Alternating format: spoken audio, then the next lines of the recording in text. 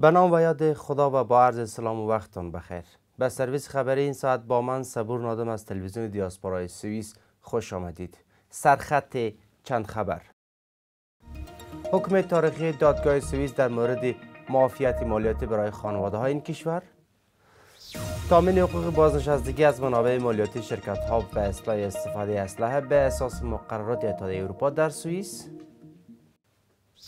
بازگرداندن 50% مالیات که در سالهای 2010 و 2015 از بابت رادیو و تلویزیون پرداخت شده بود.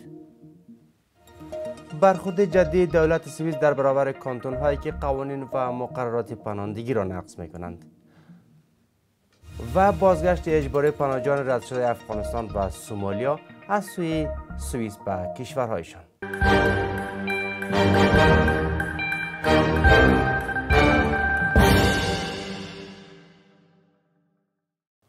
برای اولین بار در تاریخ کشور سوئیس، دادگاه عالی دستور رایگیری دوباره در مورد معافیت‌های مالیاتی برای زوج‌ها را داد که در سال 2016 میلادی رد شده بود.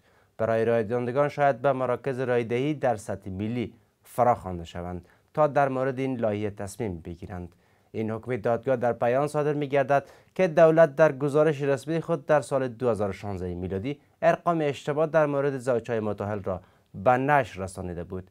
در ماه مارچ 2016 میلادی لایحه معافیت مالیاتی توسط حزب دموکرات مسیحی پیشنهاد و با آرای 50.8% به بحث گذاشته شد. سال گذشته دولت این اشتباه را پذیرفت و گفت که تعداد زوجهای متأهل که باید از این معافیت مستفید می‌شدند اشتباهاً کمتر گزارش شده بودند. تعداد زوجهای متأهل راجستر شده در آن زمان توسط دولت 80,000 زوج گزارش شده بود، اما تعداد واقعی آنها 454,000 زوج بودند. لایحه معافیت مالیاتی توسط حزب دموکرات مسیحی در فوریه 2016 میلادی به اساس رایگیری در سطح ملی رد گردید. حالا این حزب میگوید که تعریف زوج متأهل به معنی ازدواج بین زن و مرد یک تعریف کهنه و تاریخ گذشته می باشد. Alors je préfère la mariage entre femme et l'homme. Et puis je suis contre les mariages entre hommes et entre femmes seulement. Also heiraten bedeutet für mich verbunden sein mit einem Menschen. Egal, von welchem Zusammengehörigkeit. Mann oder Frau oder Mann und Frau und Frau. Einfach verbunden sein.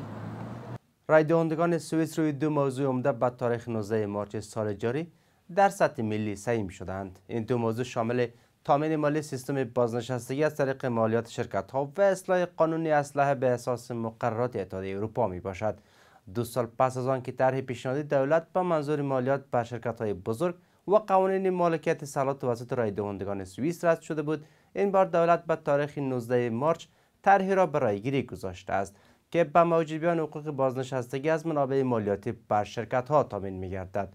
تمام هزینه‌های رایگیری و هزینه‌های این طرح پیشنهادی از بودجه حقوق بازنشستگی تامین می‌گردد. هدف اصلی این طرح عبارت از قوانین یکسان مالیاتی بر همه شرکت‌ها میباشد.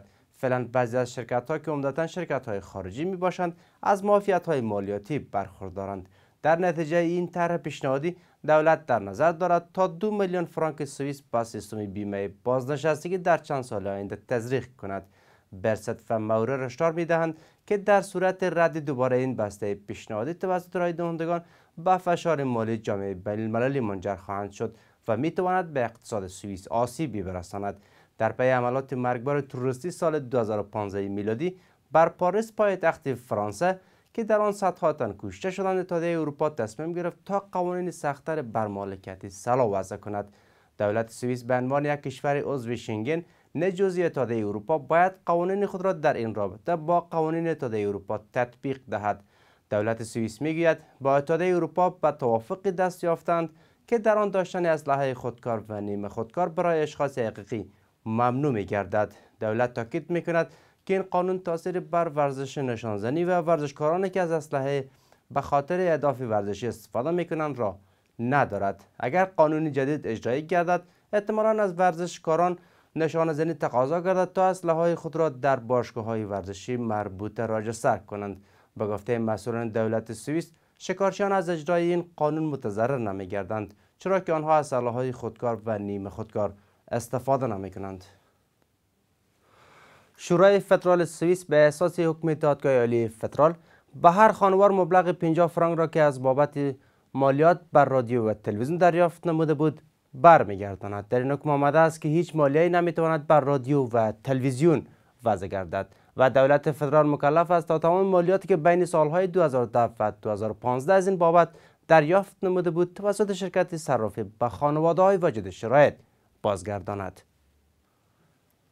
دولت مرکزی سوئیس کمک‌های مالی 4 کانتون فرانسوی زبان را که در اجرای برگرداندن پانوژیان به کشورهای مبدأ آنها در اتحادیه اروپا به اساس قوانین این اتحادیه دوبلین ناکام بودند را قطع کرد. کارین کیلر سوتر وزیر دولت در پارلمان گفت که دولت فدرال کمک‌های 6 میلیون فرانکی کانتون‌های را قطع نموده که در اخراج مهاجرین و غیر واجد شرایط ناکام بودند. بیشترین جریمه متوجه کانتون وود است که به گفته کیلر سوتر 4 میلیون فرانک کمک‌های این کانتون به خاطر ناکامی این کانتون در اجرای 204 پرونده قطع گردیده است. دیگر کانتون‌هایی که شامل قطع این کمک‌ها می‌باشند عبارت از کانتون نوشاتل، ژنو و والای. به اساس قوانین کشور سوئیس هر گونه کمک مالی و غذایی یا تسهیلات مکانی به شخص بدون سند هویت غیر قانونی به حساب می‌آید. سالانه صدها نفر قوانین پناهندگی را نقض می‌کنند. نهادهای مذهبی، سیاسی و اجتماعی خواهان تغییرات در قانونند تا کمک به مهاجرین به عنوان جرم محسوب نگردد. در قانون آمده است هر فردی که برای شخص دیگری تسهیلات غیر قانونی همچون داخل شدن، خارج شدن به کشور، اقامت غیر قانونی در سوئیس را فراهم کند به مجازات 1 سال زندان و یا جریمه نقدی محکوم می‌گردد. قابل ذکر است که سوئیس کشوری است به صورت جمهوری فدرال تک کانتون و از 26 ایالات تشکیل شده است که کانتون خوانده می شود. دولت سوئیس با توافق دست یافته است که در آن پناهجویان کشورهای سومالی و افغانستان در معرض خطر قرار گرفتند. طبق یک فرمان که در ماه مارچ 2019 میلادی از سوی مسئولان این کشور صادر گردید، پناهجویان افغان و سومالی که درخواست‌های پناهندگیشان از سوی اداره مهاجرت سوئیس رد شده باشد اجباراً به کشورشان بازگشت داده می شوند. خانم کارین کیلر سوتر که از 4 ماه به این طرف به حیث یکی از 7 رئیس جمهور در سوئیس به کارش آغاز کرده است، نهایت به دنبال اخراج اجباری پناهجویان افغان و سومالی بوده است. خانم سوتر میگوید با تلاش‌ها و ایستادگی پای هم سرانجام اخراج پناهجویان رد شده افغان و سومالی امکان پذیر شده است. طبق یک گزارش نشریه بلیک در سوئیس از ماه مارچ 2019 میلادی که قانون پناهندگی در سوئیس در برابر مهاجرین تغییر کرده است، پلیس این کشور مسئولیت اخراج اجباری پناهجویان رد شده کشورهای سومالی و افغانستان را به عهده گرفته است. پلیس این کشور موظف می باشد تا پناهجویان افغان را به فرودگاه کابل برساند. در این میان آقای پیتر مایر عضو سازمان حمایت از پناهجویان از این تصمیم دولت سوئیس سخت انتقاد کرده است. وی میگوید کشورهایی که ناامن است سوئیس قرار است در آن کشورها مهاجرین را دیپورت یا اخراج نماید. پس از اخراج اجباری یک پناهجوی افغان که در دسامبر 2017 میلادی به افغانستان بازگشت داده شد و از سوی کابل پذیرفته نشد، در آن زمان این کشور مصمم بر آن شد که دیگر پناهجویان افغان را اجباراً بازگشت ندهند. اما در قانون جدیدی که در ماه مارچ 2019 میلادی علیه مهاجرین تصویب شد، این بار مسئولان سوئیس میخواهند در صورتی که هر پناهجوی افغان و سومالی که از سوی اداره مهاجرت این کشور جواب رد را دریافت کند طور اجبار به کشورهایشان بازگشت داده می شود. کشور سوئیس با 56% بازگشت اجباری از کل پناهجویان در رده اول در بین کشورهای اروپایی قرار خواهند گرفت، با آنکه در دیگر کشورهای اروپایی درصد بازگشت پناهجویان 36% می باشد.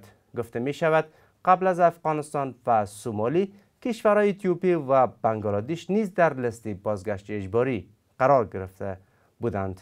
این در حالی است که کشور سوئیس در ماه مارچ 2018 میلادی طبق یک توافقنامه سالانه 35 میلیون دلار به افغانستان کمک میکند. این بود خبرهای این ساعت که تقدیم حضورتان شد. از همراهی تک تک شما سپاسگزار هستیم. وقت بر شما خوش و خدا نگهدار. Flu or primary infection. If you contract HIV while having unprotected sex, you may experience flu-like symptoms within a few days to a few weeks. That's called the primary infection. The virus spreads rapidly inside your body during this period. Many HIV transmissions occur during primary infection, and for two reasons. Firstly, those affected often aren't even aware that they are infected with HIV and continue to have unprotected sex, especially within stable relationships. And secondly, the viral load in the blood and sperm is very high at that time. This increases the risk of infection for sexual partners. Symptoms of HIV infection are similar to flu symptoms such as fever, fatigue, night sweats, swollen lymph nodes, or skin rash. These symptoms manifest to different degrees and usually last between 3 and 10 days, sometimes longer. But the affected person remains particularly contagious for several weeks, even when the symptoms have disappeared.